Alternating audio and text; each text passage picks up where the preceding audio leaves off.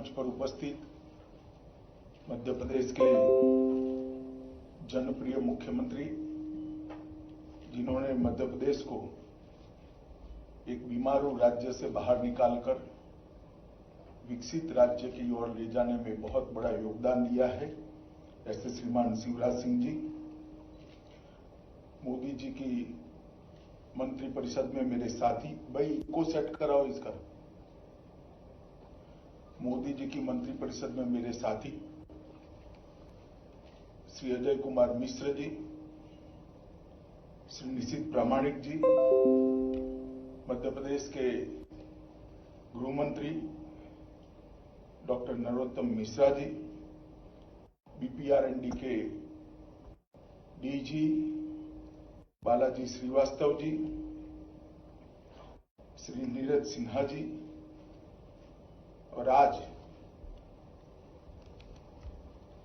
Police विज्ञान कांग्रेस के अंदर पधारे हुए सभी प्रतिभागी भाइयों और बहनों, मध्य प्रदेश के सभी अधिकारीगण,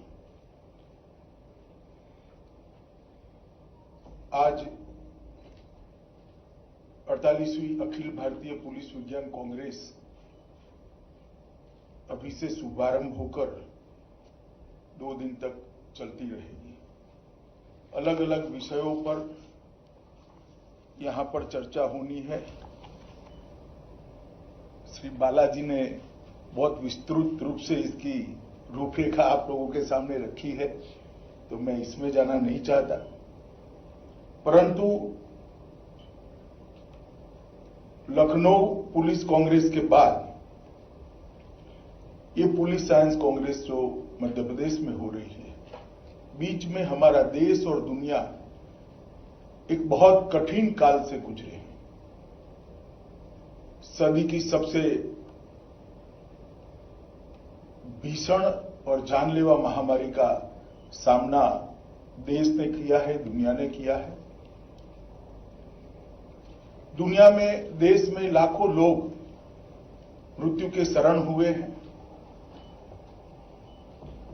और कोरोना के समय में देश भर में लगभग 4 लाख से अधिक पुलिस कर्मी और सीएपीएफ के कर्मचारी अधिकारी भी संक्रमित हुए। लगभग 2700 से ज्यादा लोगों की मृत्यु भी हुई। और इस कालखंड के दौरान देश की पुलिस का एक अलग प्रकार का चेहरा देश की जनता के सामने आया है। पुलिस का कार्य कभी भी प्रशंसा के पात्र है। इस प्रकार की बात बहुत लंबे समय से सुनाई नहीं पड़ती थी, मगर मैं आप देश भर के पुलिस बल को अभिनंदन देना चाहता हूं कि जहां पर भी जाते हैं, पुलिस बल की कोरोना की कार्यवाही की भूरी भूरी प्रशंसा। पुलिस का एक मानवीय चेहरा और आपदा के समय पुलिस क्या कर सकती है, इसका एक उत्कृष्ट और सराहनीय उदाहरण देश की जनता के समक्ष सभी बलों ने कोई आयोजन के बगैर स्वभावगत ही जो पुलिस का स्वभाव होता है, हर व्यक्ति को मदद करना, इसका प्रदर्शन करते हुए सबके सामने रखा है। मैं आज जो 2712 जवान अपनी ड्यूटी निभाते निभाते प्रथम पंक्ति में महामारी का सामना करते करते अपनी जान गंवाए हैं, वो सभी को विनम्र श्रद्धांजलि भी देना चाहता हूं, क्योंकि उन्होंने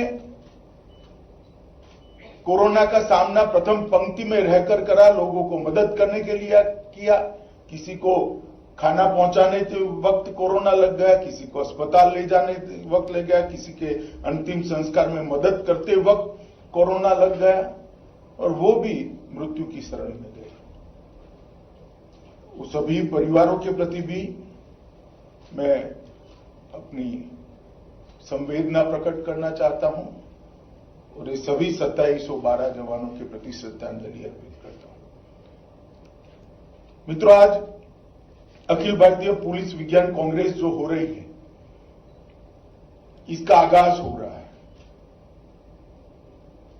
अखिल भारतीय विज्ञान कांग्रेस का पूरे देश की पुलिसिंग में बहुत महत्वपूर्ण योगदान है। दो दृष्टि से महत्वपूर्ण योगदान है। हमारे संविधान में पुलिस को राज्यों का सब्जेक्ट, आंतरिक सुरक्षा को राज्यों का विषय माना गया है और ये सर्वथा ठीक ही भी है, इसमें कोई बदलाव की जरूरत नहीं है। तो जब संविधान बना तब से लेकर आज तक देश के अपराध और देश के पुलिस के सामने बहुत बड़ी चुनौती आई है। अपराध की दुनिया में बहुत नए नए आयाम भी जुड़ गए और कुछ चीजें ऐसी उभर कर आई है जिसमें देश भर की पुलिस को एक वाक्यता के साथ काम करना पड़ेगा, एक दूसरे के साथ सामंजस्य से काम करना पड़ेगा, अन्यथा आप इसकी उस चुनौतियों का सामना नहीं कर सकते। और दूसरी ओर कानून और व्यवस्था राज्य का विषय है, तो पुलिस राज्यों की चुनी हुई सरकार के निर्देशन में चलती है। तो उस वक्त बहुत बड़ा संकट होता है संकलन का, एक समान रिस्पॉन्ड का। जैसे नॉर्थ ईस्ट थिएटर है, 8 राज्य है, 8 राज्य सरकारें हैं, 8 राज्यों के पुलिस के अलग अलग यूनिट है, मगर एक समान चुनौती है हथियारी ग्रुपों की। वामपंथी उग्रवाद का क्षेत्र है, कई सारे राज्य मध्य भारत में और पूर्वी भारत में इसकी चपेट में थे। वहां पर भी राज्य अलग अलग है मगर चुनौती एक समान है। उन लोगों के बीच में वामपंथी, उनका कोई संविधान नहीं है, वो एक कड़ी से काम करते हैं, एक सब जुड़कर करते हैं। तो सामना पुलिस कैसे करेगी? इसके लिए समन्वय की जरूरत है, एक नीति की जरूरत है और एक वाक्यता की भी जरूरत है। जैसे देश के पूर्वी क्षेत्र में घुसपैठ, देश के पश्चिमी क्षेत्र में जहां जहां हमारी पड़ोसियों से सीमा लगती है, वहां ड्रोन से नकली नोटों का ड्रॉप करना, हथियारों का ड्रॉपिंग, ड्रोन से हमले, ये सारी चुनौतियां एक नहीं अनेक राज्यों के सामने एक समान प्रकार से। अगर राज्य की पुलिस आइसोलेशन में काम करती है तो सारी चुनौतियों का हम सामना ढंग से नहीं कर सकते। तो संविधान को बदलने की जरूरत नहीं है, परंतु अखिल भारतीय पुलिस विज्ञान कांग्रेस और डीजी कॉन्फ्रेंस जैसे मीटिंगों के माध्यम से, उपकरणों के माध्यम से कुछ राज्य मिलकर अपने क्षेत्र विशेष की समस्याओं का यहां चर्चा कर सकते हैं, एक समान नीति बना सकते हैं। और कुछ पूरे देश भर के सामने चुनौतियां हैं, जैसे ड्रग्स, हवाला transactions, cyber frauds. Cyber fraud में आज झारखंड में बैठकर कोई मध्य प्रदेश के व्यक्ति के साथ चीटिंग कर सकता है। तो कुछ देश भर के पुलिस के सामने समान चैलेंजेस हैं, उसके लिए विचार विमर्श कहां हो, उसके लिए साझा रणनीति कहां बने, उसके लिए एक वाक्यता के साथ काम करने के लिए संवाद का माध्यम क्या हो। तो मैं मानता हूं कि पुलिस विज्ञान कांग्रेस जो है इसके लिए बहुत आइडियल फोरम है और बीपीआरएनडी के तत्वाधान में जो मीटिंग होती है वो हमारी ये लैकुना को बहुत अच्छे तरीके से भरकर समान प्रकार की चुनौतियों को देश भर की पुलिस को एक प्लेटफॉर्म पर लाकर इसका सामना करने का एक प्लेटफॉर्म उपलब्ध कराती है।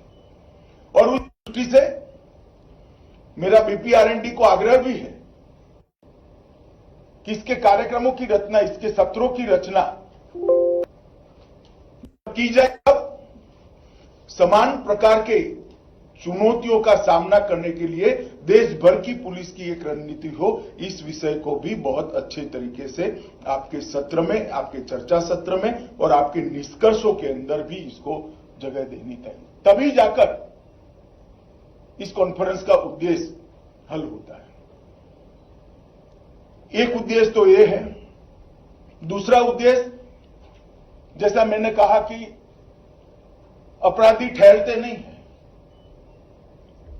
कुछ आदतन अपराधी होते हैं, कुछ मजबूरी से बनते हैं, मगर दुनिया भर की अद्यतन टेक्नोलॉजी से अब वो लैस होते जा रहे हैं।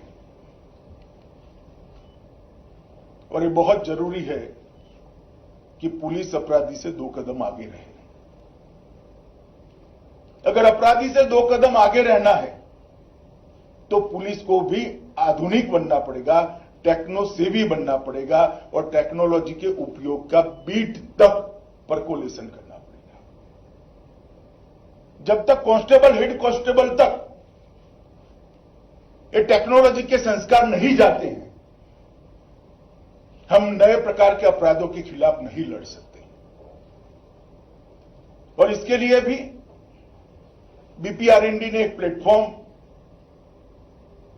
उपलब्ध कराया है। ढेर सारी संगोष्ठियों के माध्यम से ट्रेनिंग के विषय तय करना, ट्रेनिंग के विषय के अंदर चुनौतियों को एड्रेस कर लेना और चर्चा सत्रों से समाधान ढूंढकर इसको भी ट्रेनिंग के अंदर समाहित करना। और देश की पुलिसिंग में धीरे धीरे देश भर के देश की पुलिस में ये परिवर्तन विगत 10 सालों में हम अच्छे से देख रहे हैं। ये भी पुलिस साइंस कांग्रेस का एक उद्देश्य है। ये दोनों उद्देश्यों से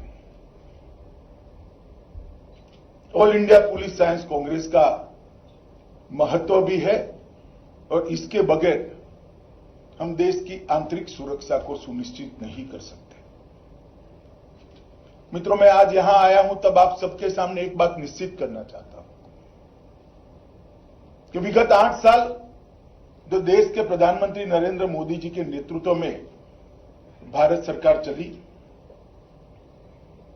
और ये 8 सालों में कई सालों से लंबित हमारे 3 ऐसे क्षेत्र थे जो नासूर बने हुए थे, जो हमारे लिए आंतरिक सुरक्षा के लिए खतरा बने हुए थे। एक कश्मीर की समस्या, एक वामपंथी उग्रवाद की समस्या और नॉर्थ ईस्ट क्षेत्र में नारकोटिक्स और हथियारी ग्रुपों की समस्या। कई सालों से हम इसको देख रहे हैं।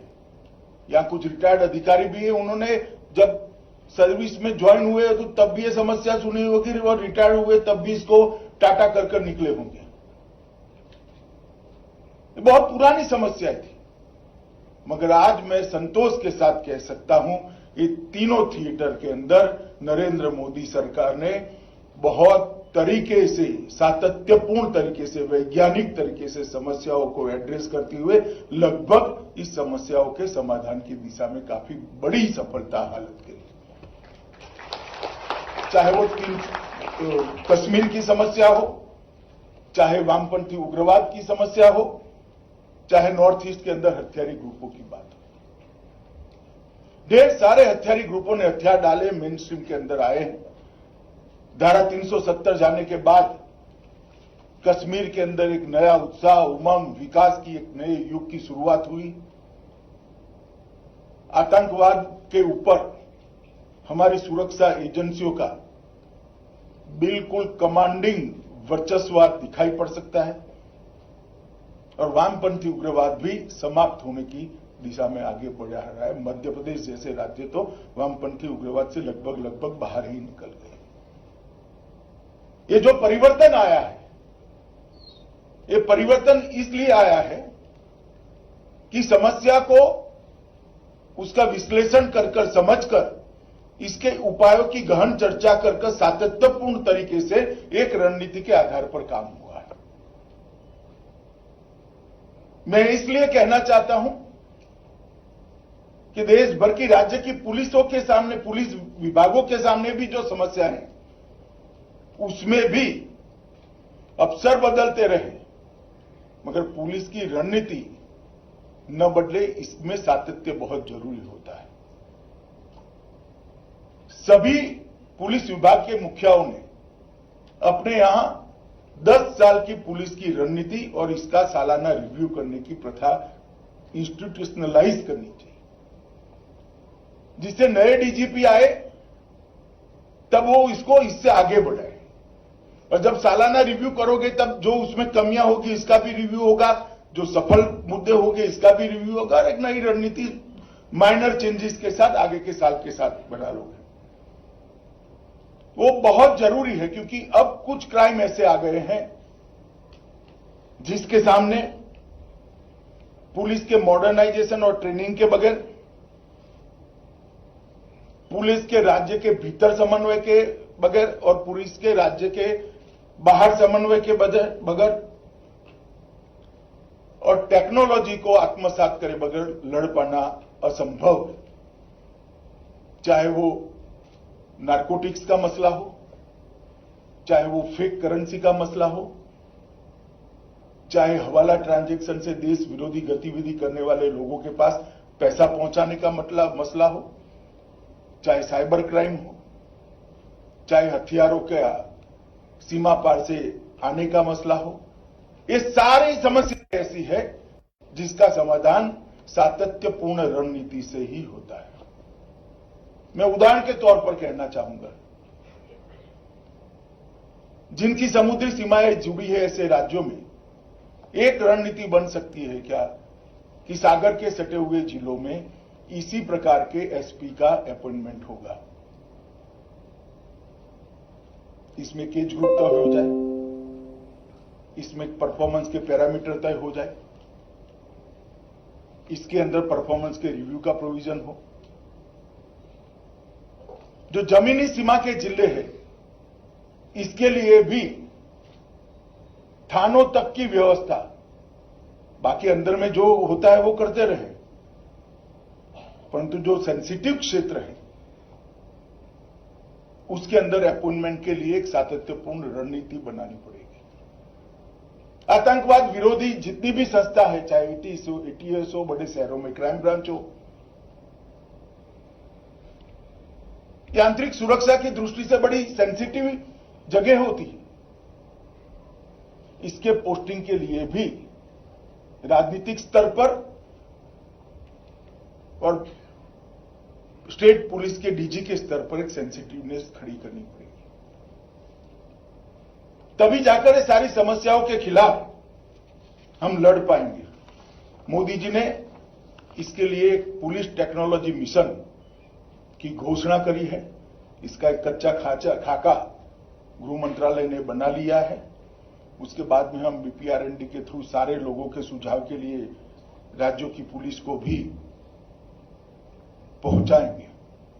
इसके माध्यम से ढेर सारी चीजें एक समान रूप से पूरा देश की पुलिस का हर थाना सज्ज हो सके, देश भर में एक ही प्रकार की वायरलेस सिस्टम हो, देश भर में एक ही प्रकार के सीसीटीवी कैमराज लगे, एनालिसिस करने वाले सॉफ्टवेयर देश भर की पुलिस के साथ पास एक ही प्रकार के हो, एक्सचेंज ऑफ इंफॉर्मेशन के सारी सुविधाएं हो, automatic exchange of information and access to data का अधिकार भी देश की हर पुलिस को हो।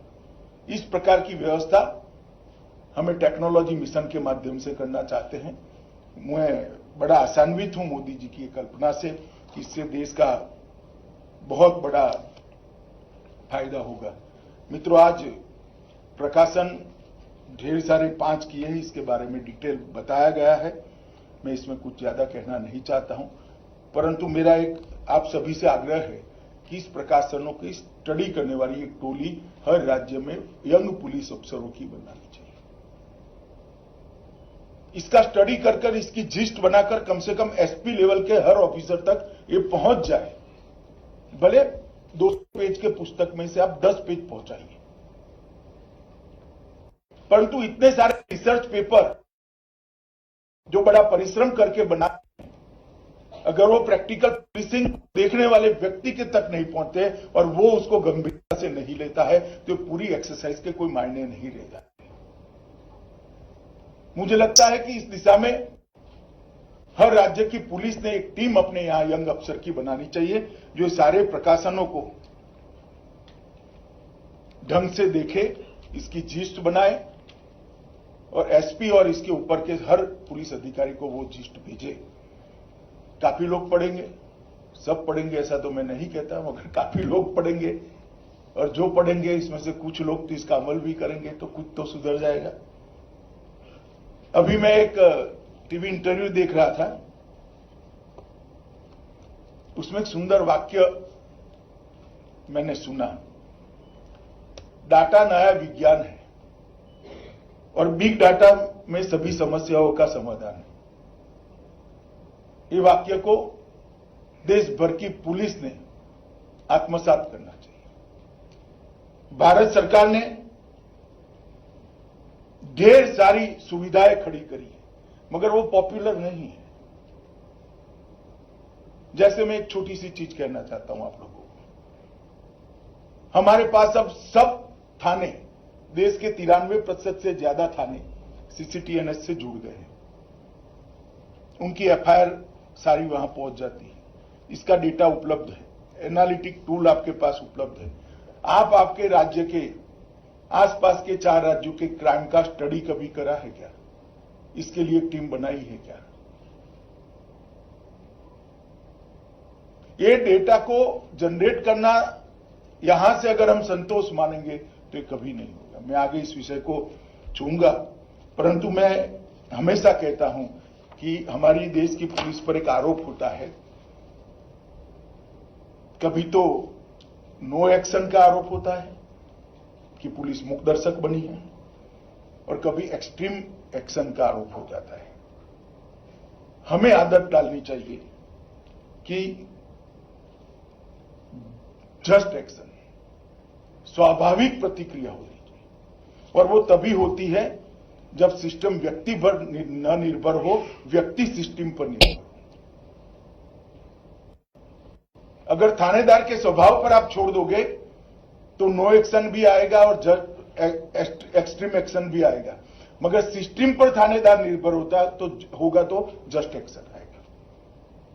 छोटी सी बात है मगर गौर करने जैसी बात है। अगर ये हम पुलिसिंग के स्वभाव में डालते हैं तो बहुत बड़ा परिवर्तन आने की संभावना है। मेरी दृष्टि से पुलिस विज्ञान के 2 पहलू हैं, एक साइंस फॉर पुलिस और दूसरा साइंस ऑफ पुलिस। ये दोनों विषय विचार करने जैसे, साइंस फॉर पुलिस और साइंस ऑफ पुलिस, ये दोनों विषय पर हमने ढंग से विचार करना पड़ेगा, तभी जाकर हम देश के सामने आती हुई चुनौतियों को टैकल कर पाएंगे। मित्रों, हमारे देश के पास काफी सारा है, डेमोक्रेसी है, डेमोग्राफी है, डिविडेंड है, डिमांड है, डिसिसिवनेस भी है अब, और भारत के डेस्टिनी को बदलने का हमारा निर्धार भी है। मगर तभी संभव हो सकता है जब हमारी आंतरिक सुरक्षा हम मजबूत कर लें। आंतरिक सुरक्षा को मजबूत करना है तो पुलिस को मॉडर्नाइज करना पड़ेगा, उसको सक्षम बनाने के लिए इसको ट्रेन करना पड़ेगा, अच्छी टेक्नोलॉजी से लैस करना पड़ेगा, और उनकी हेल्प के लिए एक अच्छे सिस्टम बनाने पड़ेंगे, तब जाकर ये संभव है। और मोदी जी ने जो स्मार्ट पुलिसिंग की संकल्पना हमारे सामने रखी है, वो तभी जाकर चरितार्थ हो सकती है। अगर मैंने कहा डाटा में बड़ी ताकत है, अभी हमारे 16,000 से ज्यादा पुलिस स्टेशन ऑनलाइन हो चुके हैं। इसका डेटा हर रोज इकट्ठा हो रहा है, और एनसीआरबी ने सीसीटीएनएस द्वारा राज्य स्तर पर 9 सेवाओं को उपलब्ध कराया है। मेरा आग्रह है कि ये सेवाओं को आप पॉपुलर करिए, जनता में भी और पुलिस में भी। जैसे व्हीकल एनओसी का एक सिस्टम है, इसके अंदर चेसिस नंबर डालते ही अब आपको कंप्यूटर बता देता है कि चोरी की हुई कार है या नहीं है।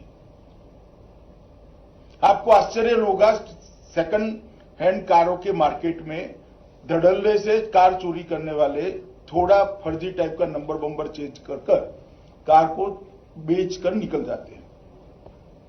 ये सिस्टम इंट्रोड्यूस करने के बाद लगभग 9,000 से ज्यादा चोरी की हुई कारों को स्पॉट पर पकड़ा गया है और खरीदने वालों को चोरी हुई कार खरीदने से बचाया गया है। मगर सिस्टम इतनी पॉपुलर नहीं है, इतने बड़े देश में 9,000 का आंकड़ा 1.5 साल में संतोषजनक नहीं है। कौन इसको नीचे तक पहुंचाएगा? और ऐसी कॉन्फ्रेंस के माध्यम से ही ऐसी चर्चा होकर ये नीचे परकोलेट हो। मिसिंग पर्सन सर्च का जो हमारा सर्च इंजन बनाया है, एनसीआरबी ने अपने डेटा में से ही खंगाल कर निकाला है। अब तक 14,000 लोग ढूंढ निकाले, मगर ये भी आंकड़ा पर्याप्त नहीं। एक नफीस कर सेवा भी हम आगे ले जाने वाले हैं। मैं आपको बताना चाहता हूं, देश भर की पुलिस के पास करोड़ों में फिंगरप्रिंट्स का डेटा है। एनसीआरबी के पास भी 1.5 करोड़ के आसपास है।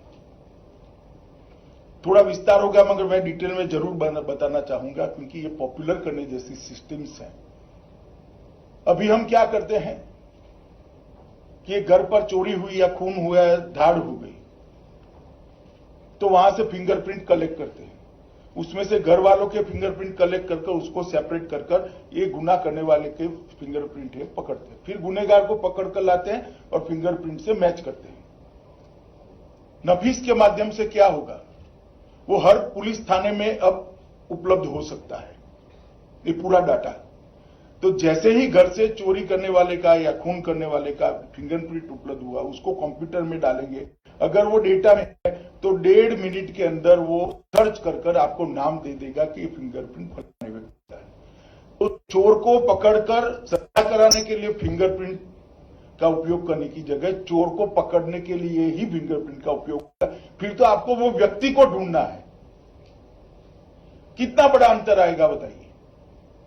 परंतु ये सिस्टम तभी ऑपरेट हो सकती है जब आपके थाने की ट्रेनिंग के अंदर का ये हिस्सा हो। सीसीटीएनएस की जितनी भी सेवाएं हैं, 9 की 9 सिटीजन सेवाओं को हर थाने तक पहुंचाने का काम देश भर की पुलिस ने करना चाहिए।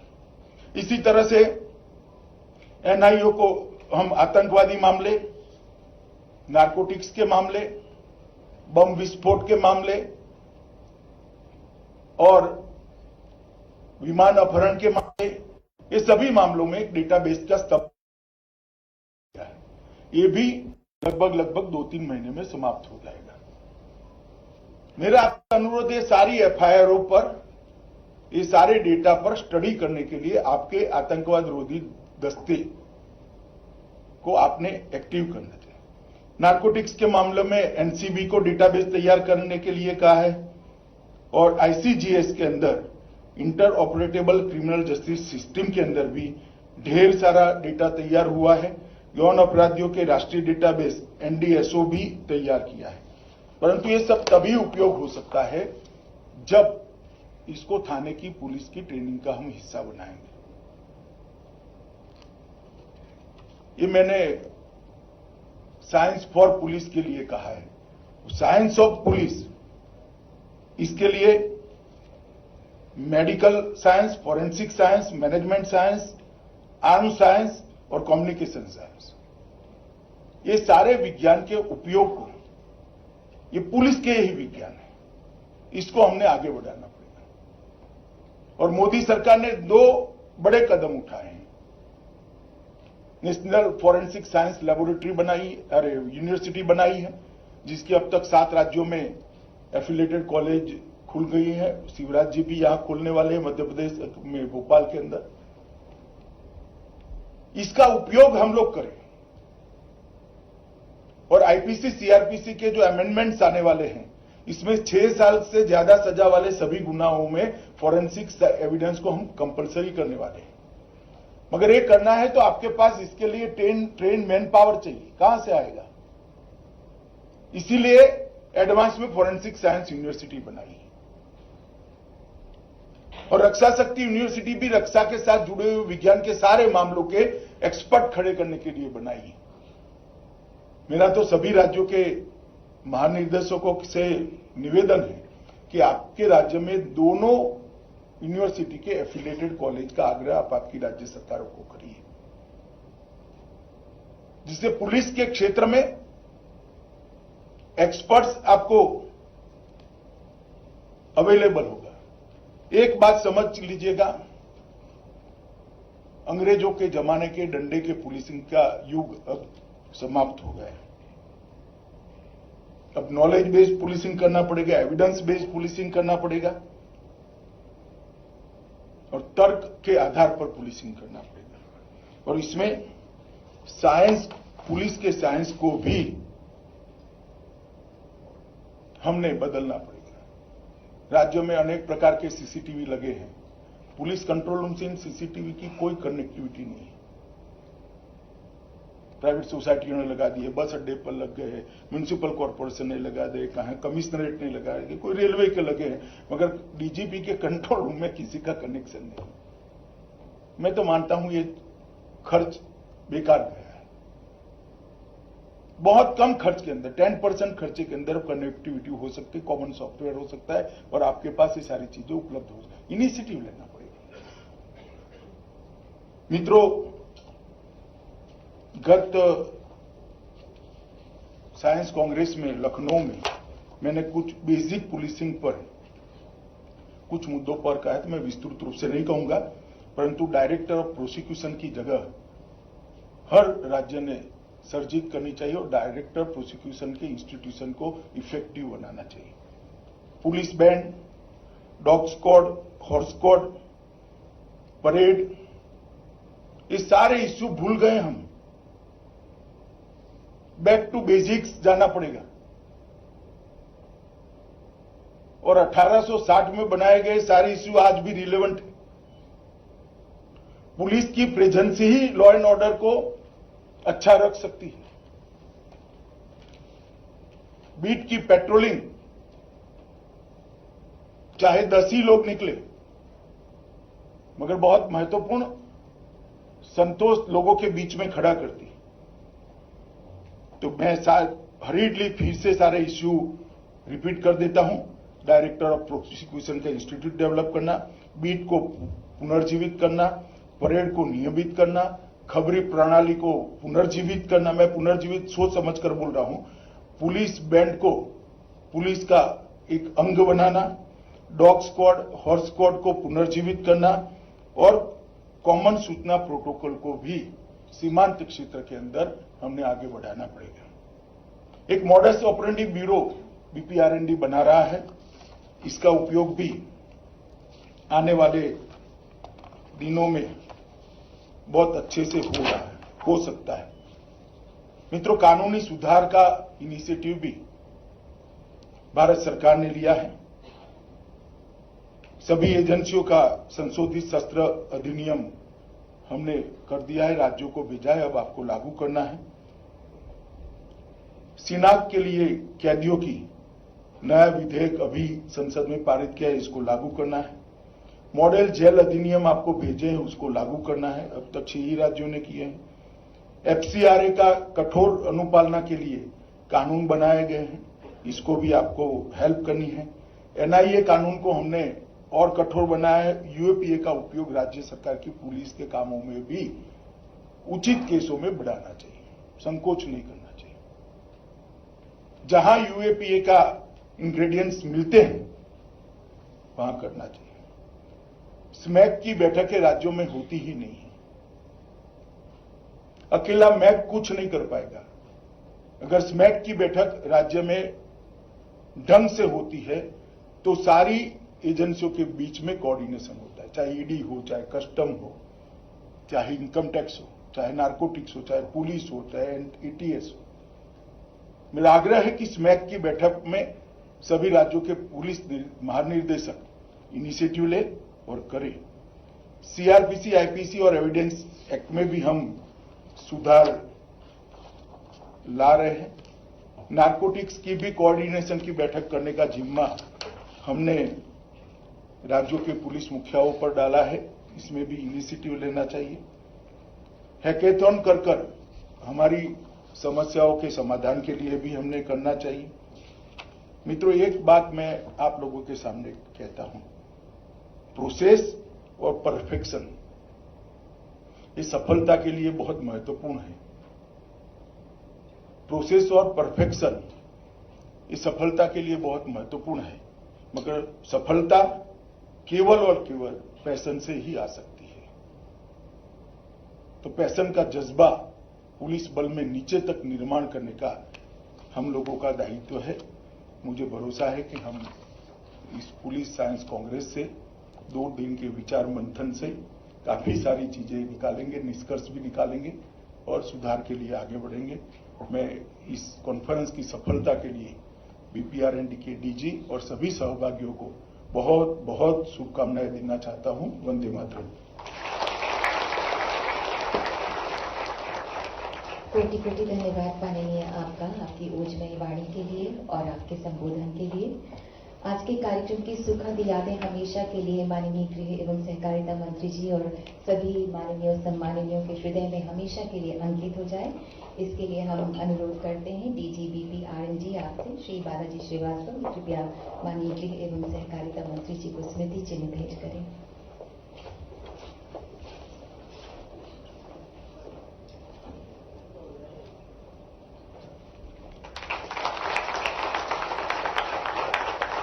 और अब आपसे ही पुनः अनुरोध डीजी श्री बालाजी श्रीवास्तव जी कृपया माननीय मुख्यमंत्री मध्य प्रदेश को स्मृति चिन्ह भेंट करें।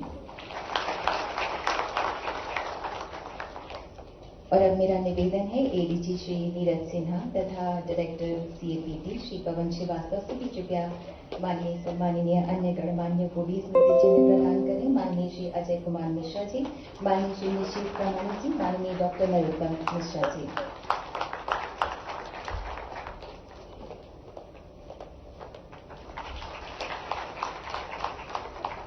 और अब हम अनुरोध करते हैं एडीजी बीपीआरएनडी श्री नीरज सिन्हा से कि कृपया आभार प्रकट करें।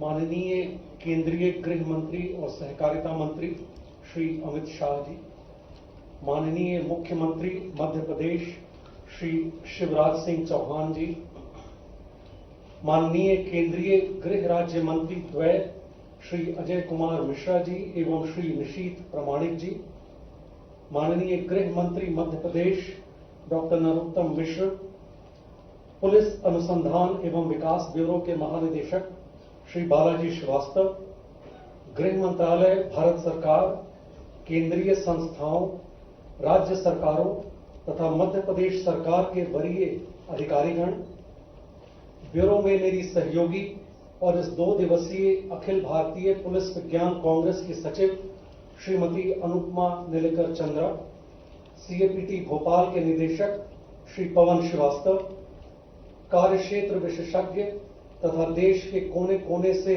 आमंत्रित प्रतिनिधिगण, पुलिस तथा ब्यूरो के साथियों, भारत भर से जुड़े मेहमान, मीडिया और संचार माध्यमों के प्रतिनिधिगण, देवियों और सज्जनों, आप सबों का पुलिस अनुसंधान एवं विकास ब्यूरो द्वारा आयोजित इस 2 दिवसीय अखिल भारतीय पुलिस विज्ञान कांग्रेस कार्यक्रम के उद्घाटन सत्र में उपस्थिति के लिए सादर आभार।